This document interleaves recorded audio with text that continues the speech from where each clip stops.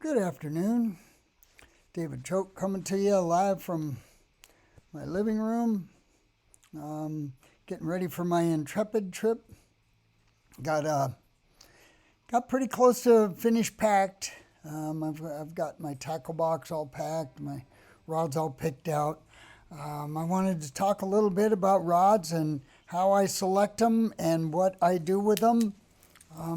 I take my rods to the full rating. Like if it's a rod that is rated from 80 to 130, there's could be a chance I'm going to use 80-pound test on that rod.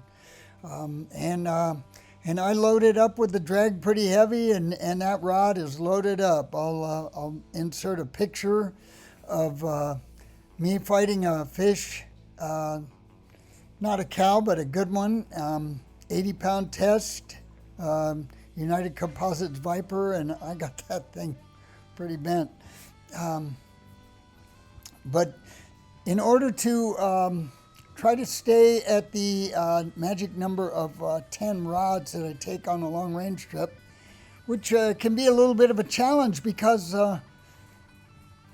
it's a lot of variety. There's a heck of a lot of different types of fish. You know, one day we might be fishing that smaller grade yellowfin. The next day we could be fishing these toad wahoo that they're getting this year. Could be the next day we're going after cows. So, and I don't want to bring my whole garage with me. It's just too much to carry with me. Takes up a lot of room on the boat. I try to think about everything. That I have reels that I use, and they may fish 40 pound, and they may fish all the way up to 60 pound. So try to do the same thing with my rods. I have some rods that I will start off with 30-pound tests, but if need be, I might go up to 50. And I make sure they're within the manufacturer's line ratings, and I know how to bend a rod. And for those of you that are, fishing, and maybe you get in this habit of when a big fish is taking all your line and you point the rod right at the fish, you are not putting any pressure on the fish. Bend the rod. If you start to get spooled and you call a crew member and call for a backup or say, help, I'm getting spooled, the first thing the crew member is going to do is put a big giant bend in the rod. And a lot of times you see that line angle just start to go down and the fish decrease in speed and you stop them. So try to do that. For those of you that insist on pointing your rod directly at the fish, I'm going to give you a low-cost alternative. Go to Home Depot and buy like a roller brush handle or a deck brush handle, a 6-foot piece of oak dowel, and it's got a little screw tip on the end. Maybe cut that off and slip on a reel seat and glue that on and wrap some guides on there and save yourself a lot of money. If you're just going to point the rod right at the fish. These rods are engineered to tire the fish out. They're engineered for the line tests, the ratings. They do a lot of testing about how much graphite they put in them, how much glass they put in them, and I've been in on the testing of a lot of these, and I go about it with weights in a bucket and trying to crank it off of the floor. And it could be quite comical. We had some fun times when Randy Penny was back at Seeker, and we were going through the Wahoo Dad line of rods. So I'm going to post a picture of some bent rods, and that's how I like to fish them. I'm not into this whole jigging rod, parabolic thing concept. I haven't quite figured that out yet. I don't know if it's old guy friendly. So for right now, I'm going to leave that alone and stick to what I know. I'm fight the fish, also a rail guy, and I've got a technique that works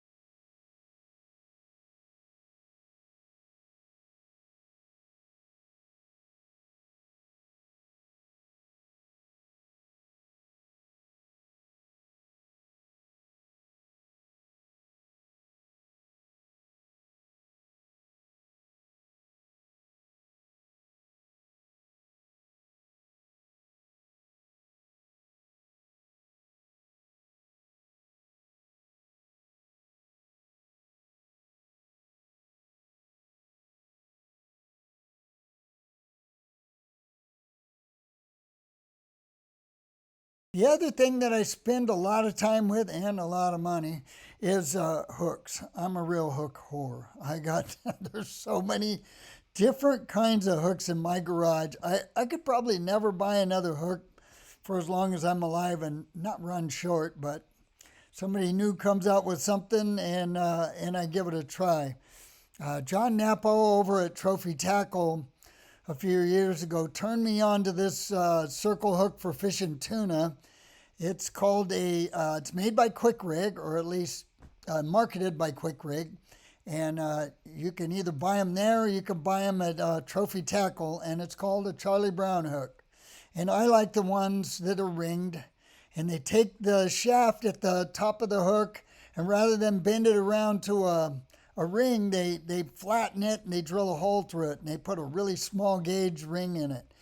And I have fished these things a lot. I'm also going to post a picture of my son Benjamin and I. We went down to Puerto Vallarta on the No Tuna, No Chinga, and we both hooked up at the same time with 2.0 Charlie Brown hooks.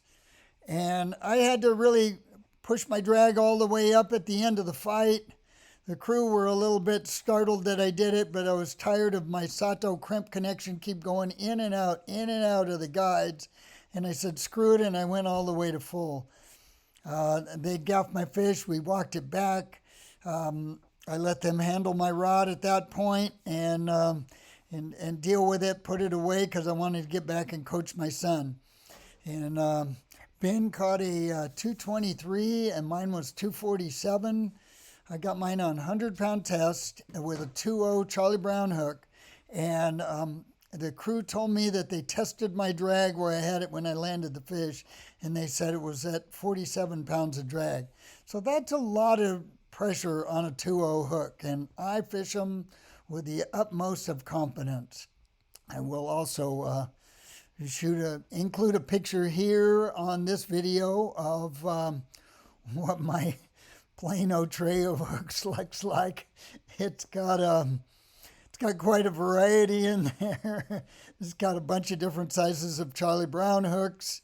It's got Mustad Demon Circles, the 4X variety. It's got owner Super Mutus. It's got owner Offshores. It's got some weird chunking hooks that I bought when Dennis Braid was selling tackle. I don't even know what they are, but I hang on to them. They're really strong, and they got a big giant barb on them. And of course, I got my 7691s, 12.0 and 13.0 in case I get to fly line a skipjack when we're on the upper part of the ridge for a Gulf grouper or broomtail grouper. I love catching those. I don't even want to bring them home. I just want to catch them and feel each swish of the tail as I'm battling them. So I will be posting some pictures along with this. If you have any questions, anything you would like me to address, shoot me a message on Facebook or Instagram. And I'll think if I can come up with a few words of wisdom or just a little bit of guidance on what I would do.